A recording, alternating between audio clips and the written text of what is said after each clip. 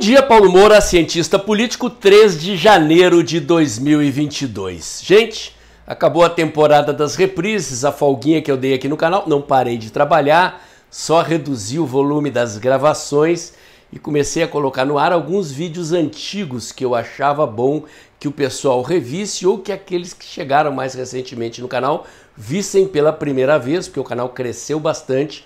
Muitos desses vídeos não haviam sido vistos pelos novos seguidores aqui do canal. Vamos então tratar de um assunto no vídeo de hoje bastante interessante, uma espécie de balanço macropolítico dos avanços da direita brasileira. É sobre isso que eu vou falar no vídeo de hoje, mas antes eu quero agradecer a você que doa pelo Pix e pela conta bancária do canal. A sua doação ajuda a ampliar a estrutura do canal, melhorar o alcance dos meus vídeos, lembrando que este é um canal que faz análise política com viés conservador, à luz da ciência política e da teoria da comunicação, em vídeos curtos. Lembro também que o mês e o ano estão começando e que é hora de pingar o trocadinho do Pix mensal aqui novamente, ok? Muito obrigado a quem já doou, muito obrigado a quem vai doar. Vamos lá, gente. Agora, nesse final de ano, acho que foi no dia 25 de dezembro, dia de Natal, a Folha de São Paulo publicou uma notícia sobre uma pesquisa que eles fizeram com um número muito interessante. 44% dos brasileiros entrevistados pelo Datafolha temem que o Brasil vire um país comunista a partir das eleições de 2022. 44%. Esse é um número muito importante, gente. Vou explicar para vocês por quê, e para isso eu vou contar uma historinha aqui. Em 1998, quando o PT ganhou as eleições para o governo do estado do Rio Grande do Sul pela primeira vez, o MDB do ex-governador Antônio Brito, que havia perdido a eleição, ainda controlava a Assembleia Legislativa e, para tentar entender como é que eles haviam perdido a eleição, eles encomendaram uma pesquisa de opinião e nessa pesquisa algumas perguntas sondavam os eleitores gaúchos sobre o que eles pensavam do socialismo. E olhem só que curioso, a primeira resposta que vinha da maioria dos entrevistados dava conta de que as pessoas percebiam o socialismo como uma coisa positiva e desejável. Associavam o socialismo à ideia de justiça social e de ajuda aos pobres, de melhoria da qualidade de vida dos pobres. Mas o questionário avançava algumas perguntas e media a reação das pessoas quando dizia: olha, num regime socialista ou comunista, você não vai mais ter a sua casa, a casa não será sua, será do governo. Você é contra ou a favor perder a sua casa e o governo ser dono da sua? Não, mas aí eu sou contra. No socialismo ou no comunismo você não vai ter mais o seu carro. O carro vai ser do governo. Você poderá até usar se for funcionário público, mas andará só de transporte público. Não, mas aí eu sou contra.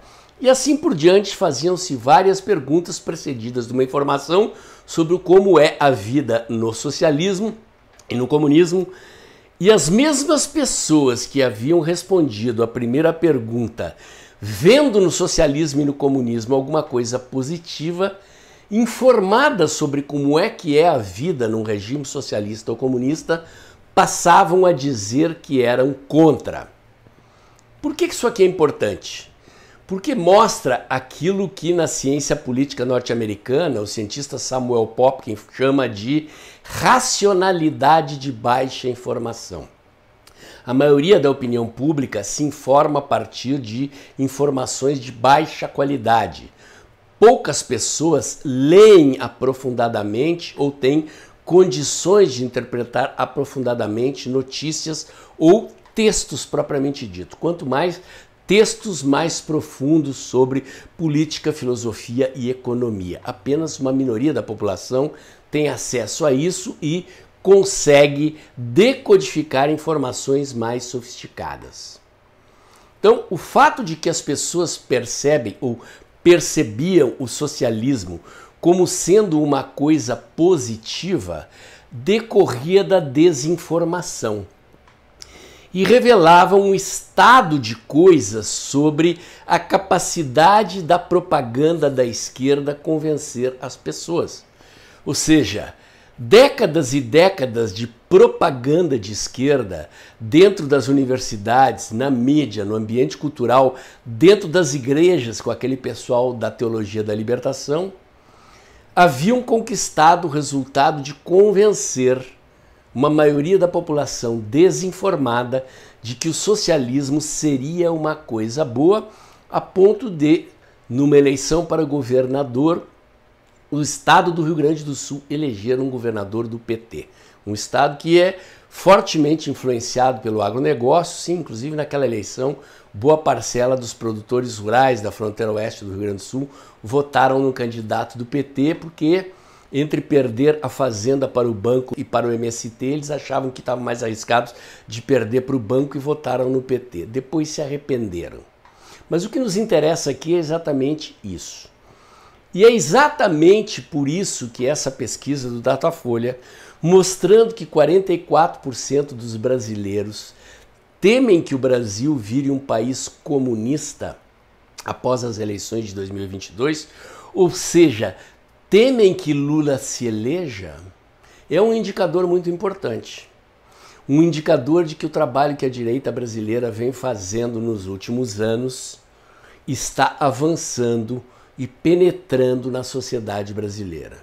Eu estou num grupo aí de 10, 12 pessoas, são todos intelectuais, cientistas políticos, economistas, advogados, e um deles no grupo comentava essa pesquisa ontem dizendo: pô, e nós nem entramos na universidade, já fizemos todo esse estrago. Pois é, gente, isso é muito significativo e é muito importante, porque ao longo dos anos passados, não só a esquerda havia convencido a maioria da opinião pública brasileira que o socialismo ou o comunismo eram coisas boas, desejáveis, sinônimos de justiça social, de igualdade e socorro aos pobres, como haviam convencido a população brasileira de que ser de direita ou ser conservador era uma coisa negativa, pejorativa, que fazia com que pessoas de direita se calassem, tivessem vergonhas de se assumir ou de defender em público valores conservadores. Isto mudou e mudou radicalmente. O fato de que 44% das pessoas respondem que temem que o Brasil vire comunista após as eleições de 2022 significa que este contingente da sociedade brasileira assimilou valores conservadores. Passou a entender o risco do socialismo e do comunismo. Isto é uma conquista muito importante, resultado dos movimentos que começaram em 2013, difusos, sem identidade, e em 2015 e 2016, no movimento do impeachment da Dilma Rousseff, adquiriram um alvo, tirar o PT do poder. E na eleição de 2018, quando a gente elegeu o presidente Bolsonaro, colocaram o Brasil no rumo do conservadorismo, das ideias liberais e conservadoras. Sobre as ideias liberais, importante dizer que quando o Brasil começou a privatizar, a reduzir o tamanho do Estado, lá na década de 90, a esquerda ia para a porta da Bolsa de Valores chutar a bunda dos investidores que vinham comprar as estatais brasileiras. Hoje, a opinião pública brasileira assimilou a ideia de privatizações. É bom lembrar, eu vi isso nas ruas aqui em São Paulo. O povo brasileiro foi às ruas em 2019 pedir a reforma da Previdência. Eu acho que isso é um troço inédito no mundo. São indicadores da penetração das ideias conservadoras e liberais na sociedade brasileira, que talvez porque a gente fique aqui entretido com o noticiário do dia a dia, preocupado com as pesquisas eleitorais para saber quem está na frente, quem está atrás, não prestemos atenção nesses indicadores, porque eles são indicadores culturais da penetração de certas ideias na sociedade brasileira. Hoje em dia, não só é possível se assumir como sendo de direita, como sendo conservador ou como sendo liberal na sociedade brasileira, como ser comunista, socialista ou esquerdista virou alvo negativo, pejorativo perante uma parcela expressiva da sociedade brasileira. Os brasileiros conservadores e liberais não têm mais vergonha nem medo de se assumirem. Isto é um indicador de correlação de forças. Para quem acompanha aqui o canal já sabe de uma classificação que eu faço, não sou só eu, esta classificação deriva de estudos de comportamento político da sociedade brasileira. Existem cerca de 33% de brasileiros conservadores politizados.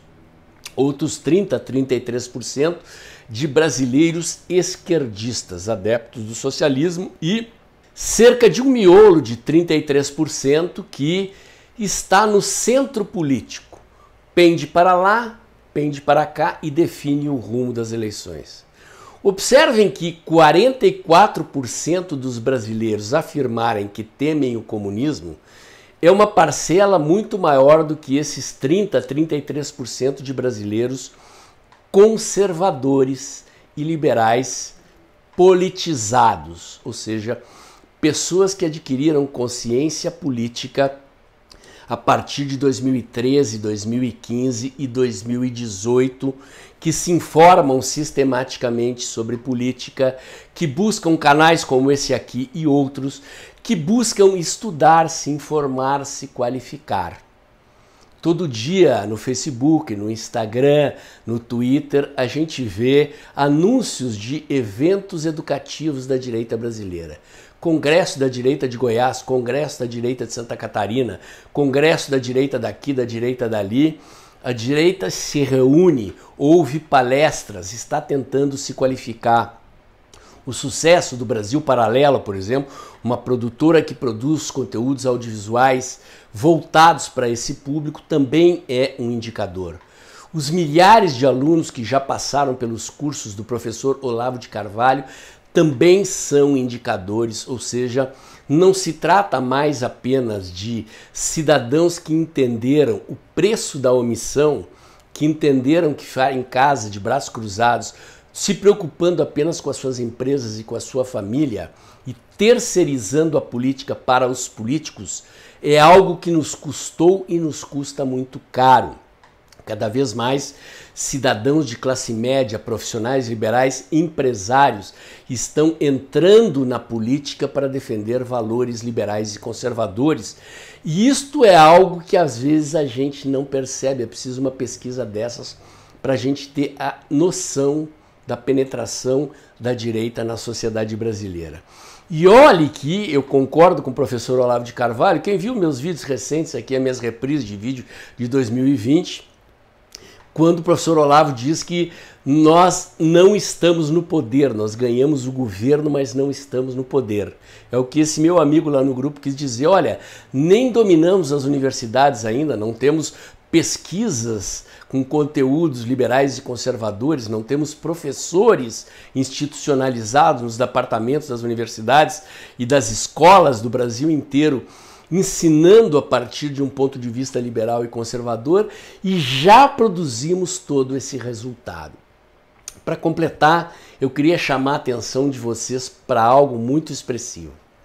Este casamento do Alckmin com o Lula, num contexto em que o PSDB está definhando, está desaparecendo, e que um tucano de alta plumagem da primeira geração do velho PSDB, dos tempos do Mário Covas, do Fernando Henrique Cardoso, esteja cogitando se casar com o Lula para enfrentar Bolsonaro, é mais um indicador de força da direita.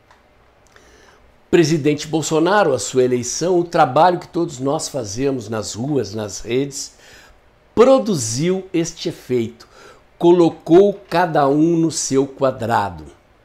Para quem conhece a expressão do teatro das tesouras também, do professor Olavo de Carvalho, ela significa um cenário político no qual a direita está excluída do tabuleiro do poder. PT e PSDB durante anos se alternavam e o PT acusava o PSDB, que é um partido social-democrata e de centro-esquerda, de ser à direita. Aliás, tem muita gente na imprensa brasileira que ainda diz que o PSDB é um partido de direita ou de centro-direita. Não é, nunca foi. O PSDB é um partido de centro-esquerda, como a social-democracia o é no mundo inteiro, e o PT é um partido de esquerda. E eles estão se juntando, cada um no seu quadrado. O teatro das tesouras, caiu a máscara e agora a direita ocupou o quadrante da direita na cena política brasileira, e isto é um avanço que veio para ficar. Ganhemos ou percamos a eleição de 2022, a direita brasileira não vai sair de cena. Nós temos hoje um líder de massas, que é o presidente Bolsonaro, um movimento de massas cujo auge a gente viu nas ruas e nas redes no 7 de setembro, um conjunto de lideranças intermediárias, de movimentos intermediários e de organizações intermediárias cada vez mais qualificados nos estudos, nas informações e nas suas formas de organização. Isto significa um determinado estágio de maturidade da direita brasileira. O que nos falta? Nos falta um partido. E eu não estou falando aqui de partido para concorrer às eleições. Eu já falei disso em outros vídeos aqui no canal. Um partido é uma organização que tem N outras finalidades além de lançar candidatos para concorrer às eleições.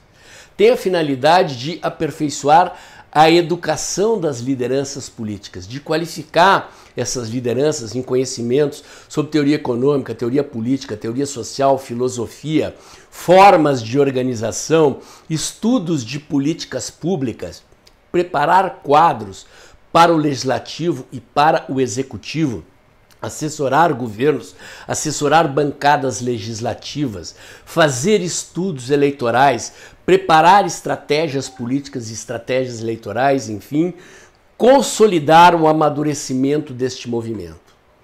Portanto, eu não estou falando aqui exclusivamente de um partido preocupado com registro no TSE para concorrer às eleições. Isto é um detalhe importante, é um obstáculo que nós ainda teremos que superar. Temos que decidir ainda, depois da eleição de 2022, se vamos seguir na tentativa de legalizar o Aliança pelo Brasil, ou se vamos entrar num desses partidos que estão aí. O PTB, por exemplo, já acolheu vários conservadores, mudou seu estatuto. É uma discussão para ser amadurecida mais lá na frente. Eu não estou preocupado com o aspecto jurídico-legal da legenda que vai abrigar os conservadores.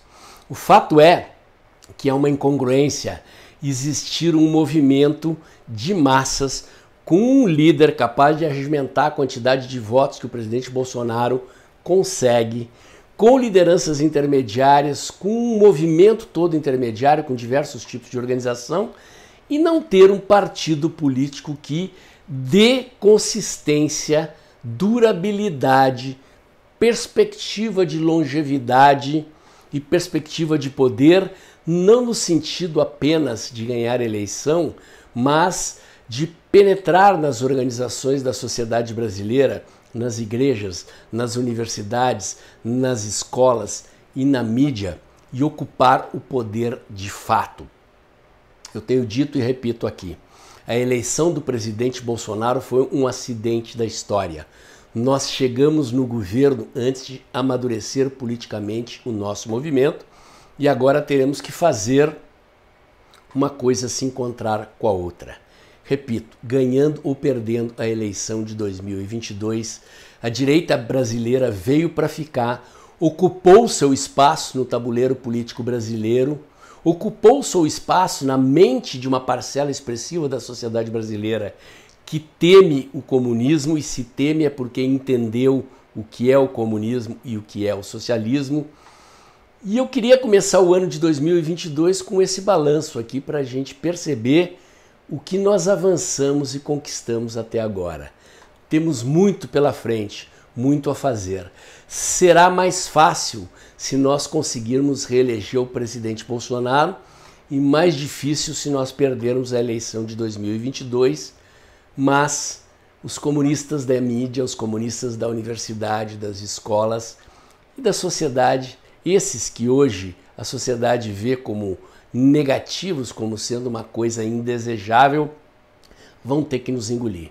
Nós viemos para ficar e estamos aqui para ocupar o espaço que nos cabe na sociedade e na política brasileira.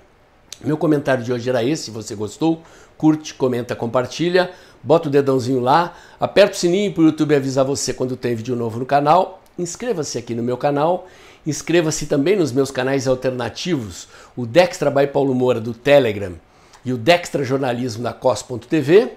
Acompanhe meus comentários diários no canal Tempo e Dinheiro do jornalista João Batista Olive, de segunda a sexta-feira entre 1h30 e 2 da tarde. Voltamos hoje. E lembre-se que o vídeo está acabando, o ano e o mês estão começando.